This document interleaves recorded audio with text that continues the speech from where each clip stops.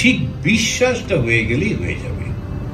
ঈশ্বর আছেন, ঈশ্বরকে ডাকলে তিনি শোনেন। এখন আমরা যখন ছোটবেলায় পরীক্ষা দিতে যেতাম, তখন ঈশ্বরের তখন প্রচন্ড সবাই অত্যন্ত ভক্ত হয়ে উঠত, ঈশ্বরে বিশ্বাস 100 গুণ বেড়ে যেত। এবং তারপরে যখন বললাম যে অঙ্কের প্রশ্নগুলো যেন সহজ হয়, আমার জানা প্রশ্ন যাতে আসে, সেটা যদি হলো, তাহলে ঈশ্বর আছেন বলে গলা ফাটিয়ে আমি সবাইকে, আপনি বিশ্বাস করবেন না, একেবারে মিলে গেল, প্রার্থনা করলাম একেবারে মিলে গেল বলে খুব খুশি। পরের দিনে সেটা মিলল না, কারণ কোথায় ঈশ্বর, কিচ্ছু নেই, শুধু অতগুলো বাতাসা কিনলাম, কোনো কাজে লাগলো না। এখন আমার ব্যবসার মতো করে আমার ইচ্ছাটা পূরণ হলেই ঈশ্বর আছেন, পূরণ না হলেই ঈশ্বর নেই, এ করলে তো হবে না। আমার ইচ্ছা পূরণ হোক বা না হোক, ঈশ্বর ছাড়া গাছের একটা শুকনো পাতাও পড়ে না। এই যে ভগবান শ্রীরামকৃষ্ণদেব যে কথাটা বললেন, এইটি যদি আমি মনে করি, তখন আমার আর কোনো চিন্তার কারণ নেই।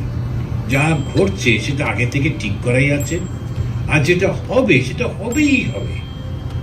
আমাকে শুধু ভগবানকে বলতে হবে যে ঠাকুর সবার কল্যাণের জন্য সবকিছু যেন হয়, আমার মাধ্যমে কারুর যেন কোনো কষ্ট না হয়, কোনো ক্ষতি না হয়। আমি তো বুঝতে পারছি না, আমার কথা, আমার চালচলন, আমার হাবভাব কোনো মানুষকে যেন কষ্টটা না দেয়, এইভাবেতে প্রার্থনা করতে বলা হচ্ছে।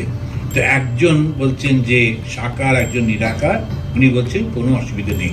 এর সঙ্গে সঙ্গে বলছেন বিশ্বাস। বিশ্বাসটা কিরকম? শম্ভু মল্লিক বাগবাজার থেকে হেঁটে নিজের বাগানে আসত। এরা কিন্তু সব পয়সাওয়ালা লোক তখনকার দিনে, আর বিশেষ করে বাঙালিরা খুব বড় বড় ব্যবসা করত। কখন যে বাঙালিদের ব্যবসাগুলো সব চলে গেল কে জানে। বাঙালিদের সবাইকে একটা হোয়াইট কলার জব এরকম মনে করা হয়, কিন্তু বাঙালিরা খুব বড় বড় ব্যবসাদার ছিল। আর প্রচুর প্রচুর, যেমন আমাদের সেই একটা আছে, সেখানেতে একজন, তিনি এই যে সাপের দেবী মনসা, তাকে পুজো করতেন না, যে চাঁদ সদাগর, ও সপ্ত ডিঙা নিয়ে ব্যবসা করতে যেত, মনে হয় যেন একটা কল্পকাহিনী বানিয়ে বানিয়ে কিছু, তা কিন্তু না, সত্যি সত্যি ও 7টা ডিঙা, মানে বিরাট বিরাট নৌকো, তাতে প্রচুর নানা রকমের জিনিস যেত, যেমন পাট, চাল, চা, এইসব নানা রকম যেত। তো খুবই বড় লোক ছিল। এখনো যদি দেখা যায় এক একটা জায়গায় বিরাট বিরাট রাজাদের মতো সব বাড়ি আছে জমিদারদের। তো এরা প্রচুর ভালো কাজও করতো তখনকার দিনে, স্কুল বানানো, কলেজ বানানো, রাস্তা বানানো, তারপরে গ্রামে গ্রামে পুকুর করে দেওয়া, সব এরা করতেন। তো যাই হোক, তো এই যে মানুষগুলি ছিলেন, খারাপ ছিলেন না, আবার ধ্যান ধারণা, পড়াশুনো সব করতেন। এই শম্ভু মল্লিক, ওনার একটা বাগবাজারে আসতেন উনি। তো বাগবাজার থেকে উনি নিজের বাগানে আসতেন, ওই একটা শম্ভু মল্লিকের বাগান আছে। একবার আমি শুনলাম কলকাতায় কয়েকজন ওরা ঘুরে ঘুরে সব জায়গাগুলো বার করছে, করে একটা ওরা ট্যুরিজমের মতো করছে। তো ওদের সঙ্গে আমি বলেছি, তুমি আমাকে সব ডিটেলসটা পাঠাও। তো যারা কলকাতায় যাচ্ছেন ওদের সঙ্গে যোগাযোগ করলে ওরাই নিয়ে গিয়ে সব দেখিয়ে দেবে। তো আমরা যখন এই কথামৃত পড়ি, তার সঙ্গে এই জায়গাগুলো দেখলাম, লোকগুলোর ছবি দেখলাম, একটা আইডেন্টিটি হবে।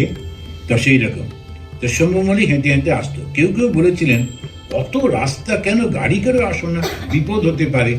তখনকার দিনে রাস্তাঘাট খুব ফাঁকা থাকতো, তো চোর ডাকাত ছিল। তখন শম্ভু মল্লিক মুখ লাল করে বলে উঠেছিল, কি আমি তার নাম করে বেরিয়েছি, আমার আবার বিপদ? এইটি হচ্ছে বিশ্বাস। দুর্গা দুর্গা দুর্গা বলে যে পথে চলে যায়, শুলো হাসতে শুলো পানি রক্ষা করেন তাই। ঠাকুর বলছেন যে গাড়ি চালাবার আগে, শুরু করবার আগে 3 বার মনে মনে শ্রী দুর্গা দুর্গা দুর্গা বলে 3 বার যদি সে স্মরণ করে, মা দুর্গাকে স্মরণ করলে, তখন স্বয়ং শিব তাকে রক্ষা করে। তা এইটা হচ্ছে বিশ্বাস।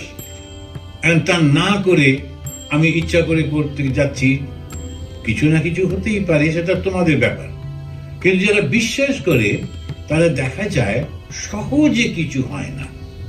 তো উনি বিশ্বাস করে বেরিয়েছি, আমি বলতুম অমুককে যদি দেখি তবে বলি সত্য, ঠাকুর শ্রীরামকৃষ্ণদেব। তা একজন সেদিন প্রশ্ন করছিল, আচ্ছা কি করে বুঝবো যে আমার ঈশ্বরের প্রতি বিশ্বাসটা এগোচ্ছে? ঠাকুরকে দেখুন, এই যে উত্তরটা এখানেই রয়েছে। ঠাকুর নিজেই তিনি এগুলো ভাবে প্রমাণ করবার চেষ্টা করছেন। উনি বলছেন, আমি বলতুম অমুককে যদি দেখি তবে বলি সত্য, অমুক খাজাঞ্চি যদি আমার সঙ্গে কথা কয় তাহলে মনে করতুম সেটা মিলে যেত। এখন খাজাঞ্চি কম ছিল না, ওরা সব ক্যাশিয়ার, তত বড় মন্দিরের ক্যাশিয়ার, তাদেরকে খাজাঞ্চি বলতো। তো তারা যদি এসে, পূজারী তো সাধারণ কর্মচারী, এবারে সে যারা ওই সমস্ত অফিস টফিস দেখতো সব বড় বাবু, তিনি ডেকে ডেকে পাঠাতেন। তো তিনি নিজে এসে কথা বলবেন, এটা তখনকার দিনে ভাবাও যেত না। তো ঠাকুর বলতেন, যদি ও এসে আমার সঙ্গে ডাইরেক্টলি কথা বলে তবে বুঝবো যে হ্যাঁ আমার প্রার্থনাটা ঠিক হয়েছে। এখন সত্যি সত্যি ঘটতো, তাতে কি হয়, বিশ্বাসটা বেড়ে যায়। ঠাকুর শ্রীরামকৃষ্ণ দেব স্বামী বিবেকানন্দকে বলেছিলেন, তুই আমাকে কাঁধে করে নিয়ে গিয়ে যেখানে রাখবি আমি সেখানেই থাকব, ভিক্ষে করে যা আনবি আমি সেটাই গ্রহণ করব।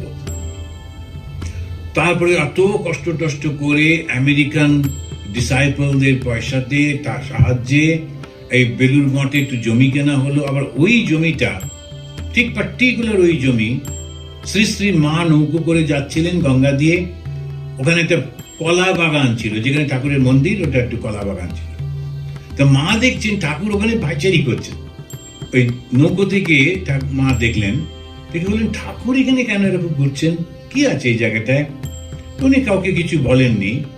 পরে ঠিক ওই জায়গাটাই পাওয়া গেল, যখন স্বামীজি কিছু পয়সার ব্যবস্থা করলেন, আমেরিকান ডিসাইপলরা তারা টাকা দিল, ওই যে কলা বাগান যেটাতে মা দেখেছিলেন ঠাকুর ঘুরছেন, ওইটাই পাওয়া গেল, ওইটি কিনে নেওয়া হলো, ওটাই এখন বেলুর মঠ। এবারে তো স্বামীজি কাঁধে করে একটা পুরনো মন্দির করা হলো, দোতলা মন্দির। তখনকার দিনে ওইটাই যথেষ্ট ছিল, প্রচুর পয়সা লেগেছিল। তো ওইখানেতে তিনি নিয়ে গেলেন প্রসেশন করে, ঠাকুরকে ওইটা বসালেন, বসিয়ে বললেন, তুমি কথা দিয়েছিলে আমি কাঁধে করে এনে যেখানে বসাবো। স্বামীজি কাঁধে করে নিয়ে গেছেন, বসিয়েছেন, বসিয়ে বলছেন, তুমি এবারে প্রমাণ দাও যে তুমি সত্যি সত্যি আছো। ওইখানে একটা পাথর পড়ে আছে, ওটা যদি লাফায় তাহলে বুঝবো।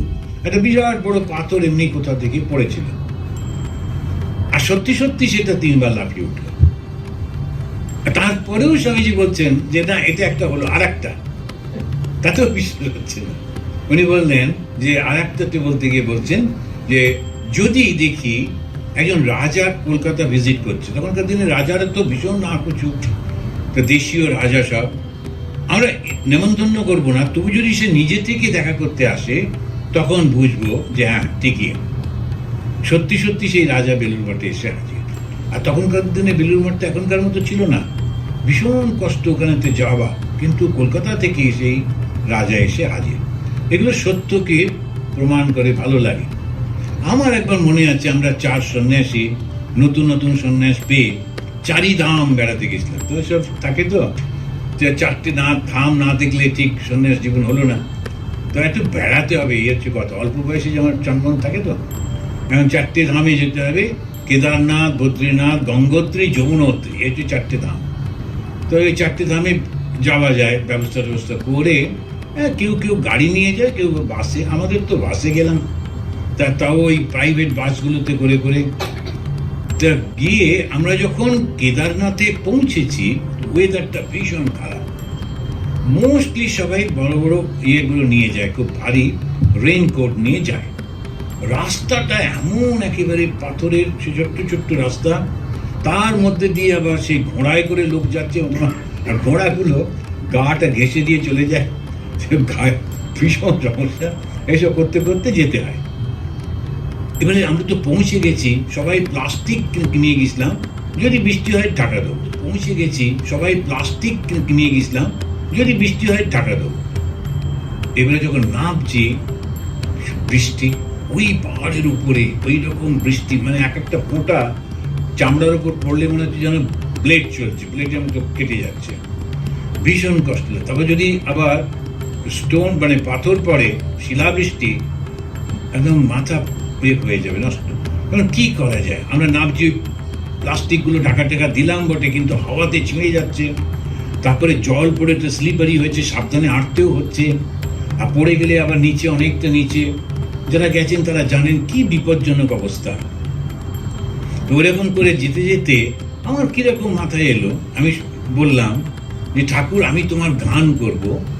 চলতে চলতে চলতে চলতে গান করা খুবই কঠিন, একে তো বসে বসেই করা যায় না, তারপরে তো চলতে যদি করি তুমি কিন্তু বৃষ্টিটা বন্ধ করে দাও বলে আমি গান শুরু করলাম, ঠাকুরের গানগুলো একটার পর একটা যা যা জানতাম।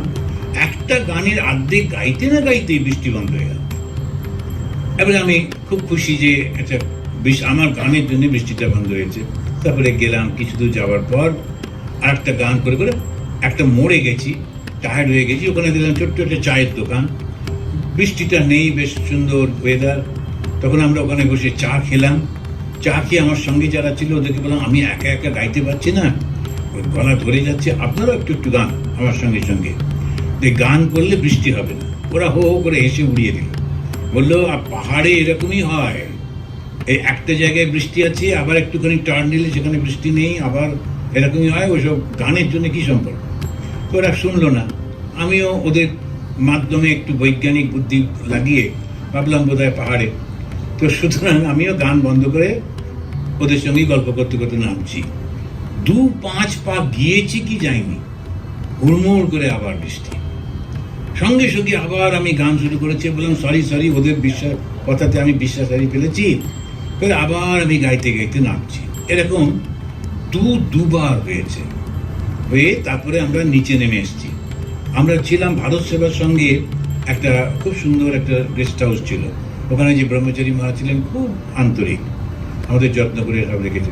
আমরা বললাম তাহলে একটা কাজ করি, এখানে খেয়ে চলে যাই, তাহলে ওদের ওখানে গিয়ে খাবার দরকার হবে না।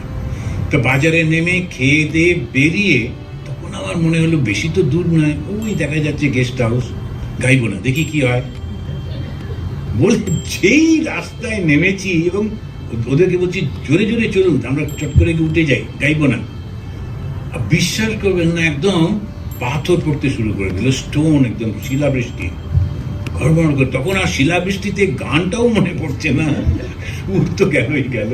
তো কোনো রকমে যে একটা কাঁধে ব্যাগ ছিল সেটাই মাথায় নিয়ে ছুটে ছুটে, আর পিঠে টিঠে এগুলো পড়ছে, সেটা করে করে গিয়ে দরজায় ঢুকলাম। ওই ব্রহ্মচারী মহারাজ দূর থেকে দেখে দরজা খুলে দাঁড়িয়েছিলেন, টকটক করে ভেতরে নিলেন, নিয়ে বললেন আগুনের পাশে গিয়ে বসে যান, ইত্যাদি ইত্যাদি। তো এইটা ঘটনাটা ঘটে গেল।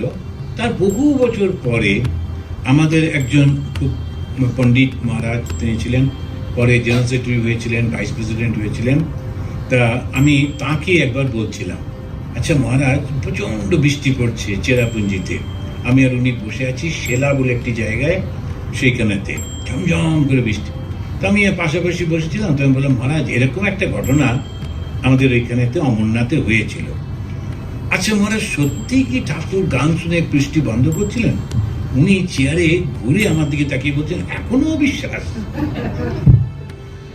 কিন্তু সত্যি সত্যি এই ঘটনাগুলো ঘটে। এখন ঠাকুর আছেন এবং সত্যি ঘটনা ঘটে, আর আন্তরিকভাবে তাকে ডাকলেই হয়। তবে যখন কিছু কিছু থাকে আমাদের কর্মফলটা ভোগ করতে হবে, তার জন্য হয়তো যতটা চাইছি ততটা হয় না, কিন্তু হবেই হবে। তা এই আমরা দেখছি যে তিনি এরকম ভাবে বলছেন।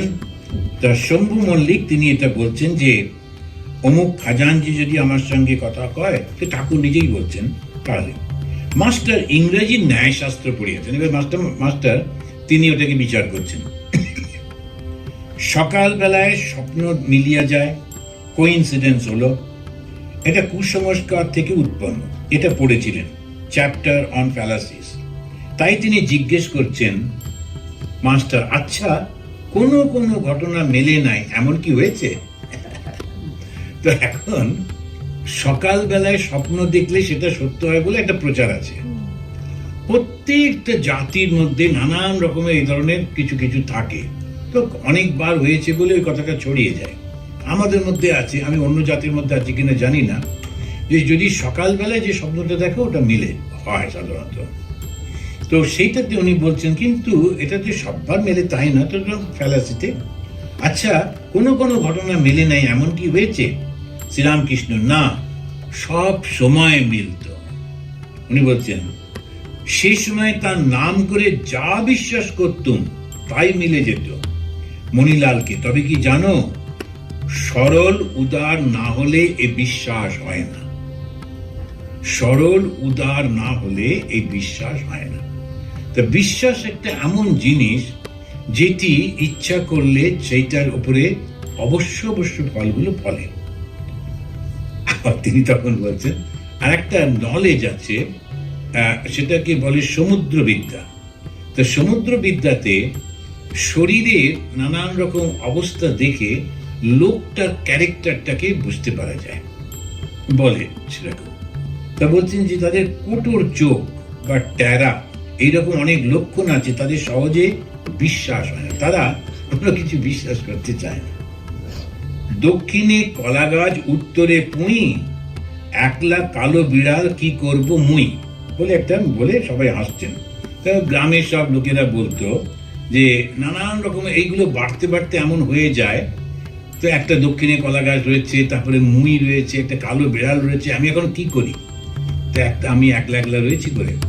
কালো বিড়ালের উপর সকলের একটা রাগ আছে, বিড়ালটা কালো মানেই কিছু গোলমাল। তো এখন তো এইগুলো হচ্ছে অনেক সময় মেলে, অনেক সময় মেলে না। কিন্তু আমরা বলবো, স্বামী গম্ভীরানন্দজিও বলতেন যে যদি তুমি ভগবানে বিশ্বাস করো তাহলে ভগবানে বিশ্বাস করো, যা কিছু বলবে তাকেই বলবে, আর ভগবানকেই ধরে থেকো।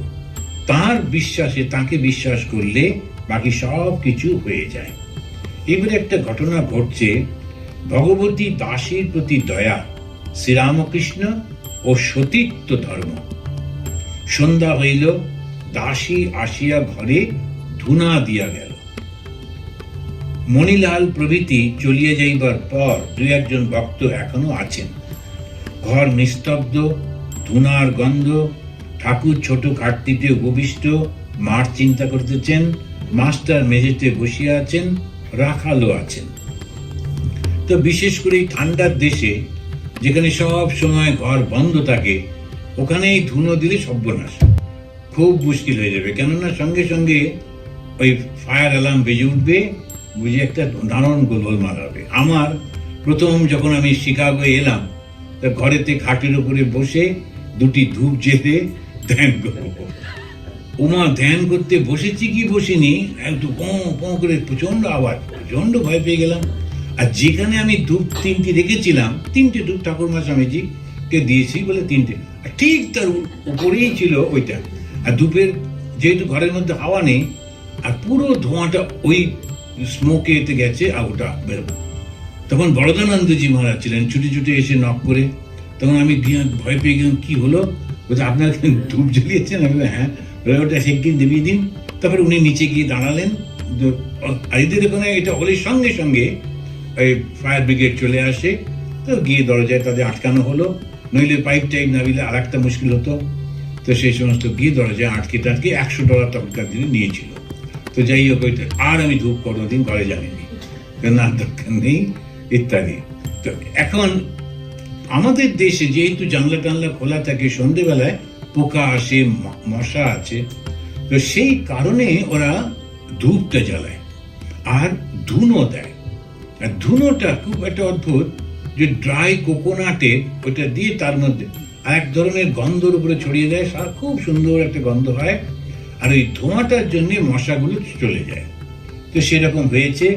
তো দাসী এসে সব করেছে, ঠাকুর ছোট খাটটিতে উপবিষ্ট মার চিন্তা করতেছেন, মাস্টার মেঝেতে বসিয়া আছেন, রাখালও আছেন। কিয়ৎক্ষণ পরে বাবুদের দাসী ভগবতী আসিয়া দূর হইতে প্রণাম করিল। বাবুদের মানে হচ্ছে ওখানকার জমিদার যারা, তাদের বাড়িতে যিনি কাজ করতেন। ঠাকুর বসিতে বলিলেন। ভগবতী খুব পুরাতন দাসী, অনেক বছর বাবুদের বাড়িতে আছেন। ঠাকুর তাকে অনেক দিন ধরিয়া জানেন। প্রথম বয়সে স্বভাব একটু ভালো ছিল না, কিন্তু ঠাকুরের দয়ার সাগর তাহার সহিত পুরানো কথা কইতেছেন। শ্রীরামকৃষ্ণ, এখন তো বয়স হয়েছে, টাকা যা রোজগার করলি সাধু বৈষ্ণবদের খাওয়াচ্ছিস তো? তো একটু উনি জিজ্ঞেস করছেন, কারণ এইসব যে ভালো মানুষদেরকে দিলে তখন তাদের যে আশীর্বাদ, তাতে তার পুরনো খারাপ কাজগুলো অনেকটা নষ্ট চলে যায়, সেই জন্য সৎ লোকেদেরকে দেওয়ায়। ভগবতী ঈশ্বর হাসিয়া, তার কি করে বলবো, মানে এটা বলা উচিত না, করি কিন্তু আমি বলতে চাইছি না। শ্রীরামকৃষ্ণ, কাশী বৃন্দাবন এসব হয়েছে, ভগবতী ঈশ্বর সংকুচিত হইয়া, তার কি করে বলবো, একটা ঘাট বাঁধিয়ে দিয়েছি, তার কি করে বলবো, এটা হচ্ছে যে এটা বলবো কি, কেন একটা অহংকার হয়ে যাবে, তাই বলছে তার কি করে বলবো, মানে আমি করেছি। তারপরে বলছে একটা ঘাট বাঁধিয়ে দিয়েছি, তাতে পাথরে আমার নাম লেখা আছে। তো তারপরে তখন ঠাকুর, বলিস কি রে ভগবতী? হ্যাঁ, নাম লেখা আছে, শ্রীমতী ভগবতী দাসী। যখন একটু হায়ার ক্লাসের বাড়ির মেয়েদের, তখন তার আমাদের যেমন সারনেমটা অ্যাড করা হতো না, দেবী বলা হতো। তো অমুক দেবী, শারদামণি দেবী, তখন তাদের সঙ্গে সারনেম আসতো না। আর যারা একটু নিচু জাতের হতো দেখে বলতো দাসী। এটা বৈষ্ণব প্রভাবে অনেকটা হয়েছে। তা বৈষ্ণবদের যারা একটু নিচু জাতের প্রথম বৈষ্ণব, তাদেরকে বলে দাস, অনুপচন্দ্র দাস। আবার দেখবেন এই যে ইস্কন আছে, ওদের দেখবেন অনেকে সব নাম দাস আছে। আর যারা একটু হায়ার র্যাঙ্কে, তাদেরকে বলে গোস্বামী। আর এটাতে ওদের দাসী আর দেবী। এই ভগবতী দাসী। ঠাকুর হেসে বললেন, বেশ বেশ। সাহস পাইয়া ভগবতী হঠাৎ করিয়া ঠাকুরের পায়ে হাত দিয়া প্রণাম করিল। বৃশ্চিক দংশন করিলে যেমন লোক চমকিয়া ওঠে, অস্থির হইয়া দাঁড়াইয়া পড়ে, শ্রীরামকৃষ্ণ সেইরূপ অস্থির হইয়া গোবিন্দ গোবিন্দ এই নাম উচ্চারণ করিতে করিতে দাঁড়াইয়া পড়লেন। ঘরের কোণে গঙ্গা জলের একটি জ্বালা ছিল, এখনো আছে। হাঁপাইতে হাঁপাইতে ত্রস্ত হইয়া সেই জ্বালার কাছে গেলেন। পায়ের যেখানে দাসী স্পর্শ করিয়াছিলেন, গঙ্গা জল লইয়া সে স্থান ধুইতে লাগিলেন। দু একটি ভক্ত যাহার ঘরে ছিলেন, তারা অবাক স্তব্ধ হইয়া এক দৃষ্টি এই ব্যাপার দেখিতেছেন। দাসী জীবন মৃতা হইয়া বসিয়া আছে। দয়া সিন্ধু প্রতীক পাবন ঠাকুর শ্রীরামকৃষ্ণ দাসীকে সম্বোধন করিয়া করুণা মাখা স্বরে বলিতেছেন, তোরা অমনি করে প্রণাম করবি। এই বলিয়া আবার আসন গ্রহণ করিয়া দাসীকে ভুলাইবার চেষ্টা করিতেছেন। বললেন, শোন, একটু গান শোন। এখন ঠাকুর তিনি তার স্পর্শের মধ্যে সঙ্গে সঙ্গে যে স্পর্শ করলো তার ভাবটা চলে যায়, এত শুদ্ধ, সেই জন্য উনি কোনো কাজ করতে পারতেন না। তো দাসী তো একটু এরকম এরকম করছে বটে, কিন্তু তার তো অন্য অনেক রকমের চিন্তা আছে। তো যেই তাকে ছুঁয়েছে, সঙ্গে সঙ্গে তাকে বৃশ্চিক দংশনের মতো হয়েছে। অথচ তিনি ঠাকুর নিজেই খারাপ ভাবছেন যে ওই মহিলা কি ভাববে, কিন্তু কি করবেন, সহ্য করতে পারছেন না, গিয়ে গঙ্গা জল দিয়ে পাটা ধুলেন। তো আমরা মনে করি এটা কি সম্ভব? সত্যি সত্যি সম্ভব, কারণ যে ভাবটা নিয়ে আমরা যাই, সেই ভাবটাই গিয়ে স্পর্শ করে। আর যারা খুবই এই ব্যাপারে একেবারে সেন্সিটিভ থাকেন, তারা ওই ভাব স্পর্শ করলে তাদের খুবই কষ্ট হতে থাকে। তো এই কারণেতে দেখা যায় অনেক সময় একটু দূর থেকে প্রণাম করতে বলে, এরকম আছে। তো ঠাকুরের এইটা করে, কিন্তু দেখুন কিরকম, যাতে ও কষ্ট না পায়, তাড়াতাড়ি করে ঠাকুর ওই গান করছেন, মজলো আমার মন ভোমরা শ্যামাপদ নীল কমলে, শ্যামাপদ আকাশেতে মন ঘুড়ি কান উড়িতেছিল। এরকম সমস্ত গান গেয়ে গিয়ে তাকে ভুলিয়ে দিচ্ছেন। আপনাতে মন আপনি থেকেও যেও না মন কারো ঘরে, যা পাবি তাই বসে পাবি, খোঁজ নিজ অন্তঃপুরে। পরম ধন এই পরশমণি, যা চাবি তাই দিতে পারে, কত মণি পড়ে আছে আমার চিন্তামণির নাচ দুয়ারে। তো এই গানগুলোর মধ্যে দিয়ে সমস্ত প্রার্থনা। তো আমরা আজকে এখানেতেই থাকবো। এর পরের দিনে আমরা এই পাতা থেকেই পড়বো। এখানে একটু ফিলোসফি রয়েছে, যে সেইটা একটু আলোচনা করবো, করে তারপরে আমরা অন্য পাঠে যাব।